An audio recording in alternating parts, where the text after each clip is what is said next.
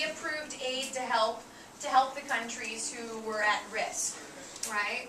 Okay, good. Okay, what else? The Soviet Union creates many satellite nations in Eastern Europe. And what happens in the U.S.? And the American policy of containment called for the U.S. to resist Soviet attempts to form communist governments elsewhere in the world. Okay, so Soviet Union starts to spread communism, starts to create these, what are they called? Satellite nations. They are starting to create satellite nations, and now what have we decided? What have we decided as a country? What are we going to do? To have a containment. To have a containment. Okay, what does that mean? We're going to contain it. Hold it. What's that? Hold it. Okay, hold it. We're going to keep it from spreading. We're going to do our best to keep it from spreading. Good. Okay. All right, excellent. That's good, right? All right, excellent. Give them a round of applause. Excellent. All right, and our backup number 2, not backup, but our second group for section 1. They are going to be repeating a lot of information for you all who are taking notes. All right then. Section 1. Are you reading the TV? Just kidding. Section 1. Origins of the Cold War. Soviet actions. Stalin refuses to allow free elections in Poland. U.S. actions. Truman criticizes Soviets for not allowing Polish elections. Polish.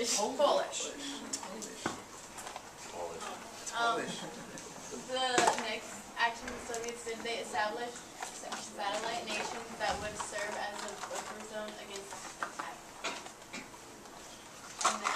Okay. So what was that? So what was their reasoning behind that? Why in the world would they create a buffer zone? Why would they need that? So they wouldn't get hurt, like their main country, the Soviet, wouldn't get hurt. The other countries would get hurt from other countries. Okay, If so they declare war on them, so the other countries that were conquered, so they would get damaged. okay, so they had to kind of go through them first, maybe, to kind of serve as, I mean, it's right in the word, to serve as a buffer, so that they couldn't get through, right? Or that at least there was something there to help them. Okay. And the U.S. fought to bring democracy and economic opportunities to the conquered nations of Europe and Asia. Okay, so can you say that again for everyone? Everyone probably needs to hear that again. The U.S. fought to bring democracy and economic opportunities to the conquered nations of Europe and Asia. The Americans passed Soviet Union spread communists all over the Eastern Europe. U.S. actions. The Americans passed the containment policy, recognizing that Eastern Europe was lost in communism. Okay, so why are we, guys, why were we so afraid of communism coming here?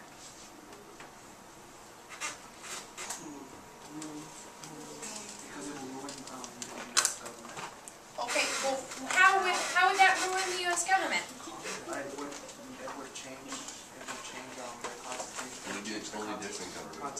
It would be an overhaul. It would be a completely different government. Okay, but why are we so afraid of that? Because we want to be self-governed.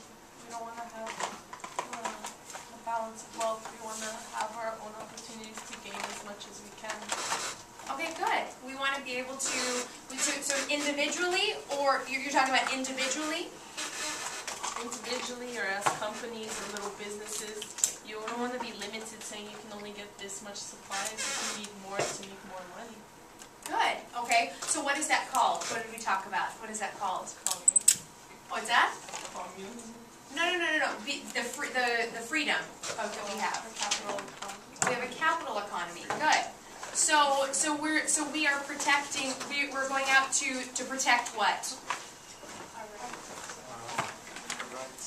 Our, not just our rights, but our human rights. Okay, our human rights. What? So if communism came to the United States, what was at stake?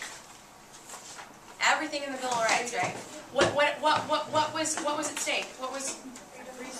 Rights. Speech or rights. What else? Huh? Okay, freedom to bear arms. What else? Dylan finds that important, apparently. Freedom of the press. What is a really big one that we talked about, guys? The right to vote. Okay, our right to vote. What else? What is something that we all... No, what did we... That's not... No, not the 19th Amendment. What do we find so important here in the United States? We have freedom of what? Speech. Religion. We have freedom of religion here. Good. Okay, so people were afraid that all of these rights were going to be taken away. That's excellent. Excellent answer, Hannah. All right. And you guys, want to wrap it up? Stalin established the... Stalin's how you pronounce it. Right? Huh? What did I write? Where? Oh. Uniform. The what? Uniform. Wait, your paper. Stalin established the Cominform. Yeah. Which is an agency to intend the coordinate of activities around the world. Okay, and the Truman? The Truman, what is it? Doctrine. Huh? Doctrine? The Truman Doctrine helps countries who were threatened by communism. All right, good. Okay. Excellent. Good job, guys. Thank you. All right, section 2A. Can we sit down because we're right next to it? You know, if you would, it would be nice to stand. Someone else can hold it. Maybe Priscilla, since you are. I'll hold it. No, I'll hold it. Priscilla can hold it. I'll hold it.